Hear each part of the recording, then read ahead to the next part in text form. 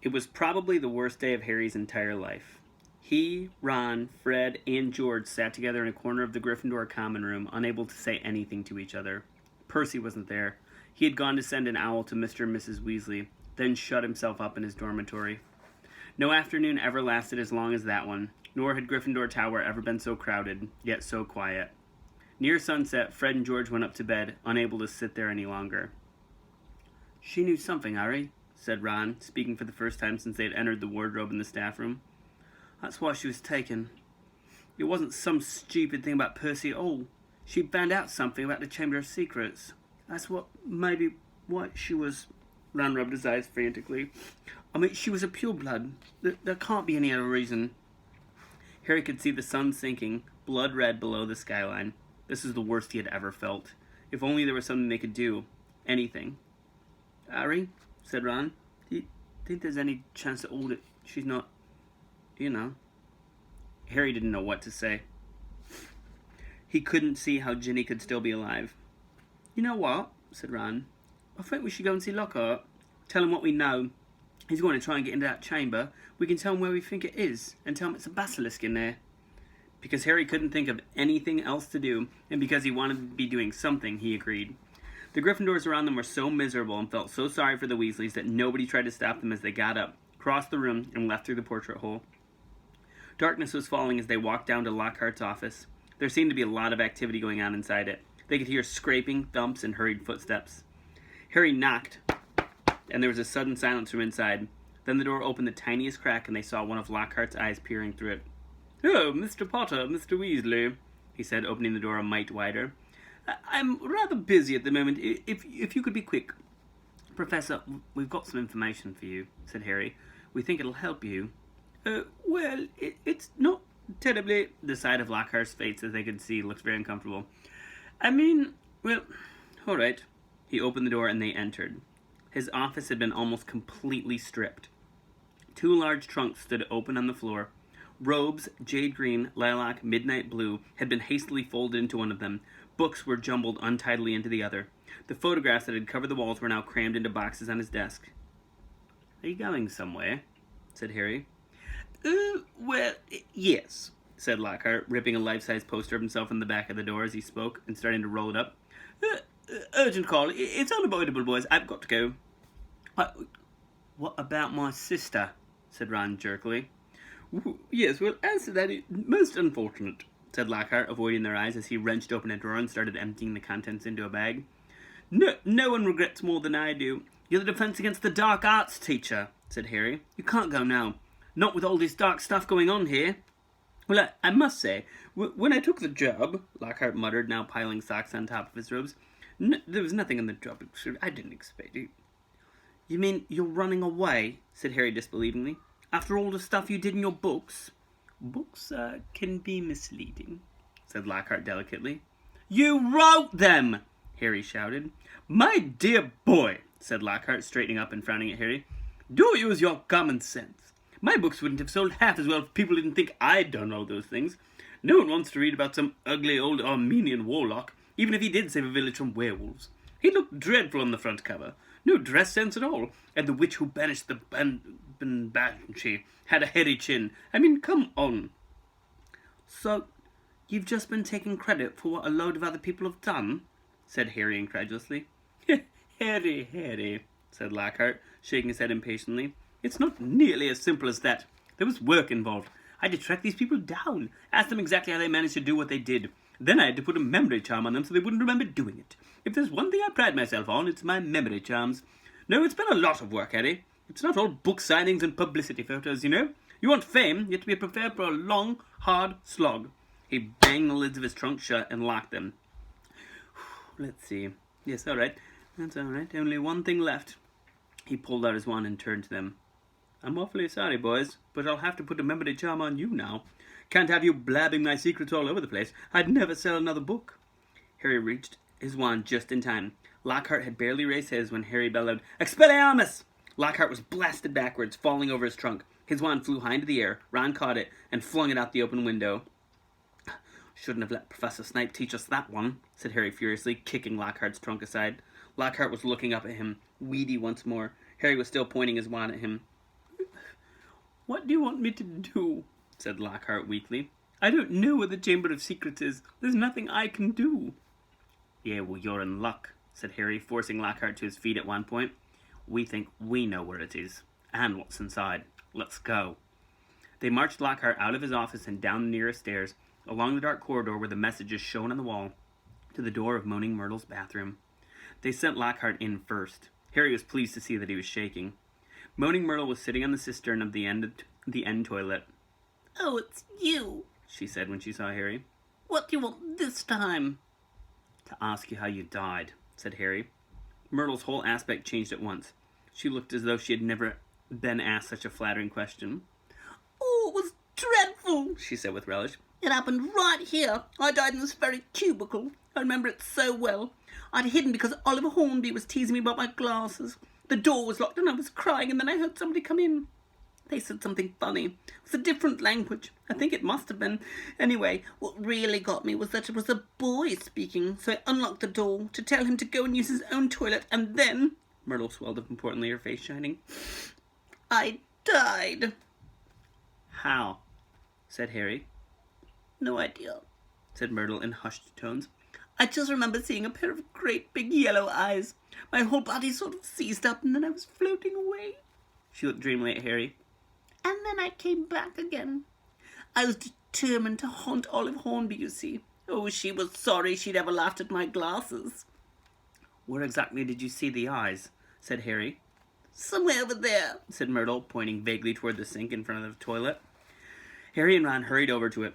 Lockhart was standing well back, a look of utter terror on his face. It looked like an ordinary sink. They examined every inch of it, inside and out, including the pipes below, and then Harry saw it. Scratched on the side of one of the copper taps was a tiny snake. That tap's never worked, said Myrtle brightly as he tried to turn it on. Hurry, said Ron. Say something in parcel tongue.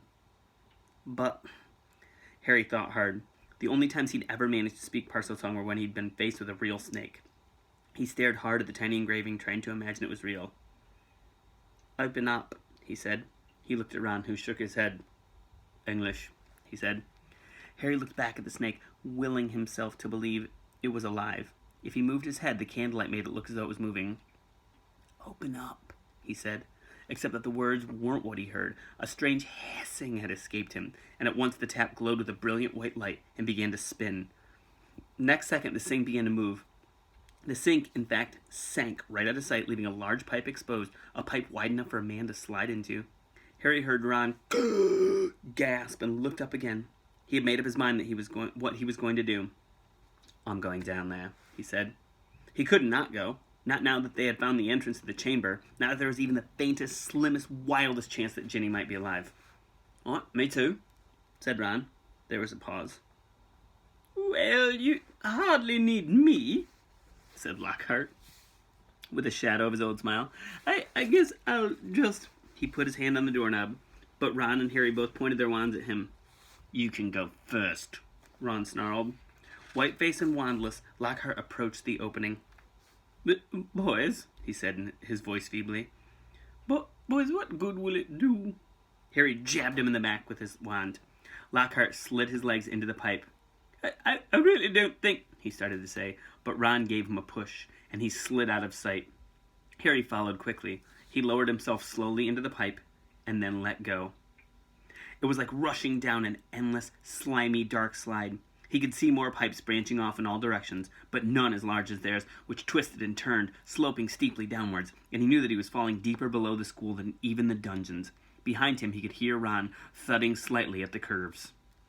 And then, just as he had begun to worry about what would happen when he hit the ground, the pipe leveled out, and he shot out the end with a wet thud, landing on the damp floor of a dark stone tunnel, large enough to stand in.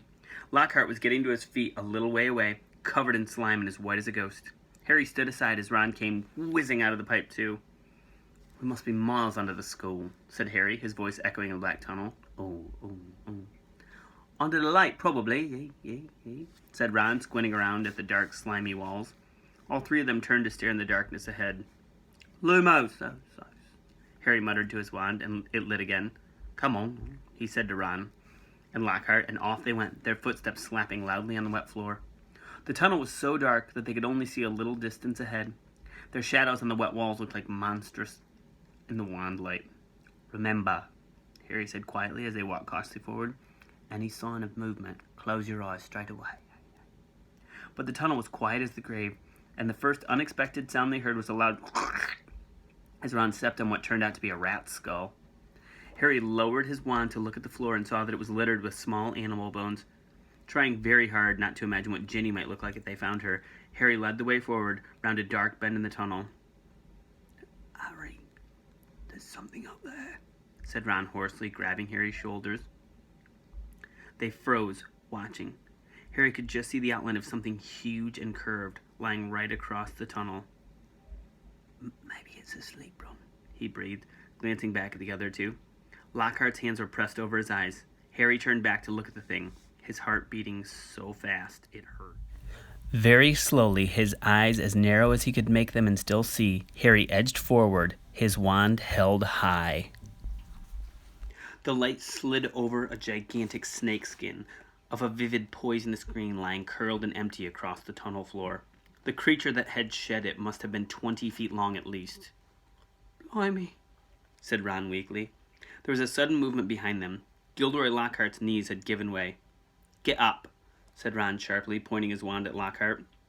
Lockhart got to his feet. Then he dived at Ron, knocking him to the ground. Harry jumped forward, but too late. Lockhart was straightening up, panting, Ron's wand in his hand and a gleaming smile back on his face. "The adventure ends here, boys," he said. "I shall take a bit of this skin back up to the school. Tell them I was too late to save the girl, and that you two tragically lost your minds at the sight of her mangled body. Say goodbye to your memories." He raised Ron's spell-tape wand high over his head and yelled, "Obliviate!" The wand exploded with the force of a small bomb. Harry flung his arms over his head and ran, slipping over the coils of snakeskin, out of the way of the great chunks of tunnel ceiling that were thundering to the floor. Next moment he was standing alone, gazing at a solid wall of broken rock. "Ron!" he shouted. "Are you okay? Ron!" "I'm here," came Ron's muffled voice from behind the rock wall. "I'm okay. This Jit's not, though. He got blasted by the wand." There was a dull thud and a loud "Ow!" It sounded as though Ron had just kicked Lockhart in the shins. "What now?" said Ron's voice, sounding desperate. "We can't get through. It'll take ages." Harry looked up at the tunnel ceiling. Huge cracks had appeared in it. He had never tried to break apart anything as large as these rocks by magic, and now didn't seem a good moment to try. What if the whole tunnel caved in? There was another thud and another "Oh!" from behind the rocks. They were wasting time. Ginny had already been in the Chamber of Secrets for hours. Harry knew there was only one thing to do. "Wait there," he called to Ron. "Wait with Lockhart. I'll go on. If I'm not back in an hour..." There was a very pregnant pause. I'll try and shift some of this rock," said Ron, who seemed to be trying to keep his voice steady, so you can get back through. And Harry..." "I'll see you in a bit," said Harry, trying to inject some confidence into his shaking voice, and he set off alone past the giant snakeskin. Soon the distant noise of Ron straining to shift the rocks was gone. The tunnel turned and turned again. Every nerve in Harry's body was tingling unpleasantly. He wanted the tunnel to end, yet dreaded what he'd find when it did. And then, at last, as he crept around yet another bend, he saw a solid wall ahead on which two entwined serpents were carved, their eyes set with great glinting emeralds. Harry approached, his throat very dry. There was no need to pretend these stone snakes were real. Their eyes looked strangely alive. He could guess what he had to do. He cleared his throat, and the emerald eyes seemed to flicker. "Oh, man," said Harry in a low, faint hiss. The serpents parted as the wall cracked open. The halves slid smoothly out of sight, and Harry, shaking from head to foot, walked inside.